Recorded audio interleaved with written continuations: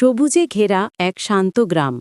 সকালবেলা সূর্যের আলো ঘাসের ওপর পড়ছে, বাতাসে দুলছে ফুলের পাপড়ি। গ্রামের এক কোণে বসে আছে এক রাখাল ছেলে, নাম তার রিয়াদ। গরু চড়াতে চড়াতে সে প্রতিদিন একা বসে বাঁশি বাজায়। আজও সে আগের মতোই বাঁশি বাজাচ্ছিল, কিন্তু আজকের সুরটা ছিল অন্যরকম, যেন সেই সুরের ভেতর লুকিয়েছিল কোনো অজানা আহ্বান। চারপাশ নিস্তব্ধ হয়ে গেল, বাতাস থেমে গেল, পাখিরাও যেন শুনতে লাগল সেই মায়াময় সুর। হঠাৎ আকাশের দিক থেকে এক অদ্ভুত আলোর রশ্মি নেমে এলো মাঠের মাঝখানে।